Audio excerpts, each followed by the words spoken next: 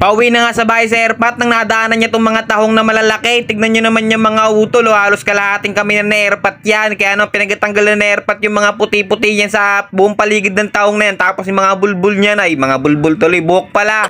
Magpiprito lang sana kami ng isda mga utol. Gawa tayo nga lang sana yung uulamin namin nang nakita talaga na airpot at hindi na pinalagpas. Ayun mga utol, yung isda utol piprito lang natin yan mga utol. Ganyan kabisa yan. At habang waiting pa nga kami rito kay Ermat mga utol, tamang shot nga muna kami tatlo rito ni Bayaw tsaka na airpot. Habang ginagawa ni Bayaw yung upuan niya sa motor. Tignan mo naman, ayun si Manang Liyaw, todo pulutan lang. Yan si Manang Liyaw, malakas mamulutan talaga yan.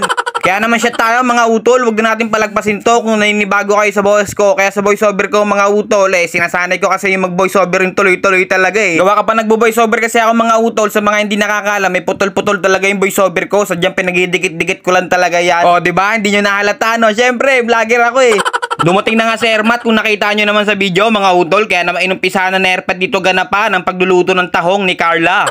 Alam nyo mga utol, may kwento talaga yung salita na yan na tahong ni Carla Alam nyo kung bakit? Kasi dalawang magkaibigan yan. Ngayon syempre magpapasama yung kaibigan niya na bibili doon yung pangalan nagbebenta ng tahong Carla. O syempre sasabihin ng kaibigan niya, tara bili tayo dun sa tahong ni Carla. O kaya na-invento talaga yung salita na yan. Wala na.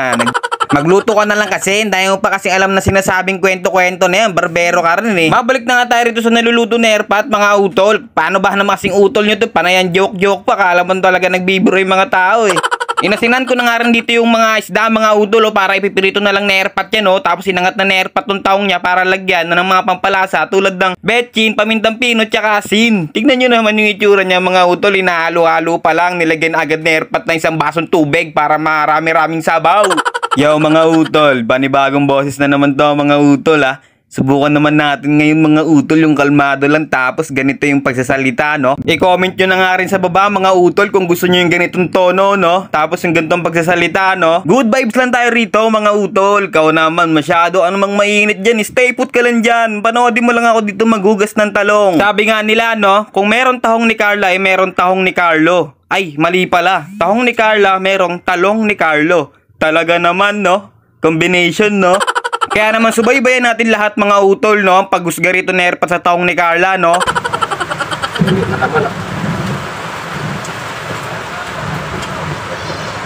Double okay mga utol.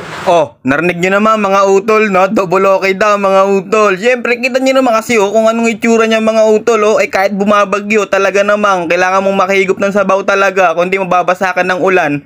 Ha? Anong connect nun? Pagpasensyaan nyo na nga yung utol nyo sadyang nangaaning Dito na nga rin tayo mabalik kay airpot mga utol. Sinalang nyo na nga itong pangalawang salang ng isda At syempre may sinaing na rin tayo. At syempre kailangan din talaga yan kasi kakain Pagkakain may kanin talaga. Ikaw naman Naiyahaw na nga rin airpot lahat tong salang na isda mga utol. Kaya naman panahon na para mga talong naman ang ating lutuin. Talong ni Carlo. Talaga naman Carlo, baka naman. Hoy, bastos ka.